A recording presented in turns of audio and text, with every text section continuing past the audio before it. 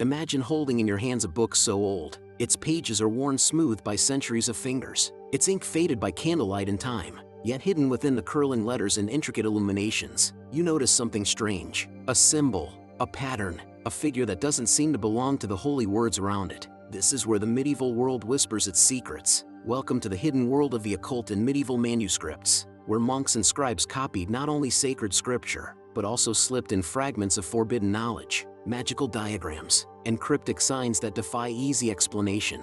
Now, when we think about medieval manuscripts, the first image that comes to mind might be a monk hunched over a desk in a dimly lit scriptorium, carefully writing out lines of Latin text on parchment. And for the most part, that image is correct. These manuscripts preserve religious texts, law codes, poetry, and philosophy. But here's the twist: alongside prayers to saints and praises to God, we sometimes find odd drawings, circles inscribed with letters, diagrams of stars, strange creatures, and even coded languages. Were these simply decorative, or were they clues to an underground world of occult knowledge?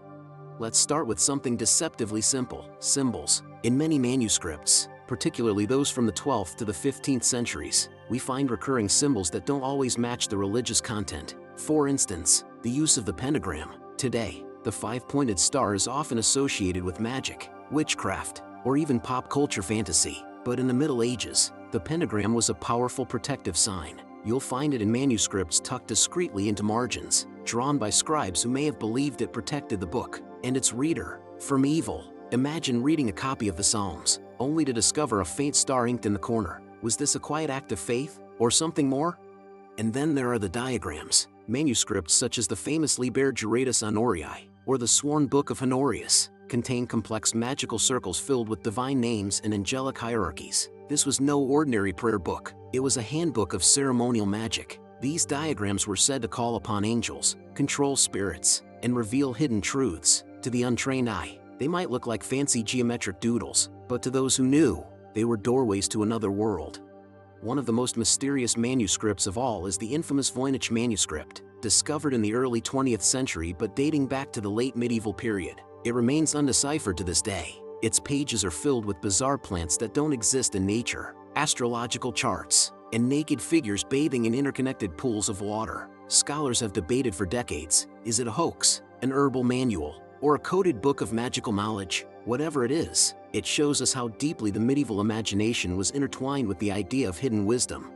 But not all occult references were so elaborate. Sometimes, the magic was subtle, hidden in plain sight. Marginalia, the doodles and drawings scribes left in the margins, sometimes included odd little figures, demons with twisted faces, dragons wrapped around letters, or alchemical symbols drawn next to sacred texts. These weren't just jokes or distractions. They were symbolic intrusions of the strange and supernatural into otherwise orderly books. They remind us that the medieval world was not divided neatly into religion and magic. The two often overlapped, blurred, and coexisted in fascinating ways. Consider the use of astrological diagrams. In an age when the movement of the stars was believed to affect everything from medicine to politics, manuscripts often included zodiac signs, planetary tables, and even instructions for when to perform certain tasks based on the moon's position. Doctors used astrology to guide medical treatments, and manuscripts like the Tequinum Sanitatis blended practical health advice with celestial wisdom. Was this science, religion, or magic? For the medieval mind, those boundaries didn't matter. The cosmos was alive with meaning, and manuscripts captured that in ink and parchment.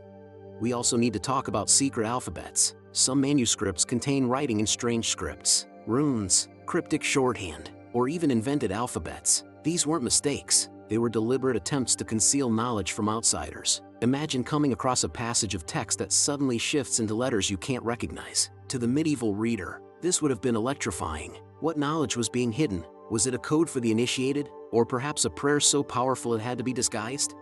Now, let's step into a specific example: the Picatrix. Originally an Arabic text, it was translated into Latin in the 13th century and became one of the most influential works of medieval magic. The manuscript is packed with astrological diagrams, instructions for invoking planetary spirits, and formulas for talismans. This wasn't fantasy. This was practical occult knowledge, written out in careful Latin script. And yet, despite its controversial content, it circulated widely among scholars who sought to blend science, philosophy, and magic.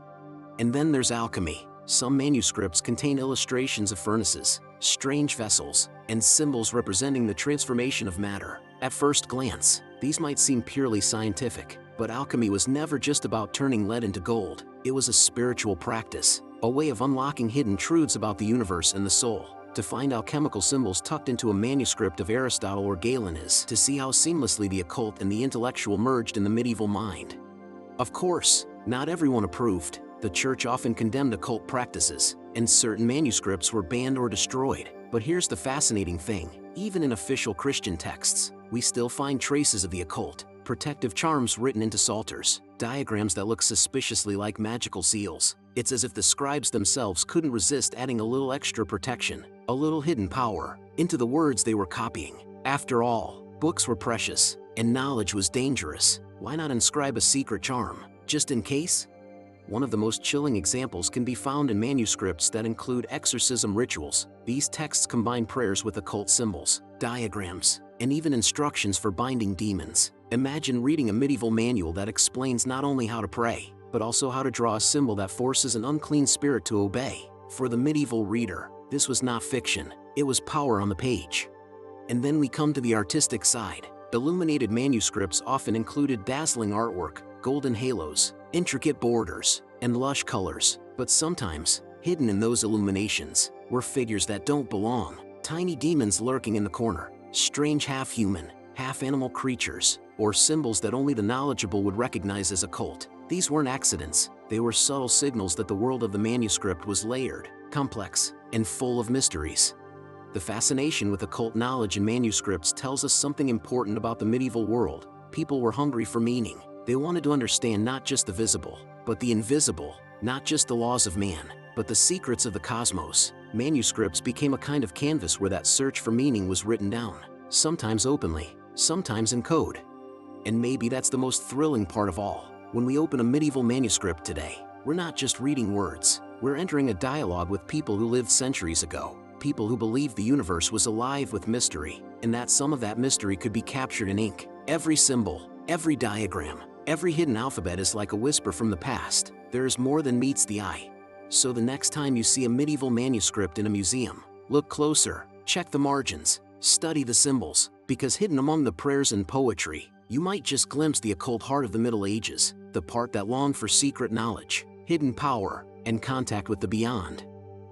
If you enjoyed watching, be sure to hit that like button. It truly makes a difference for the channel. Pass this video along to a friend who enjoys a great mystery. And if you haven't subscribed yet, go ahead and do that so you don't miss what's coming next. There's still so much to explore, and I'd love to have you join me for it.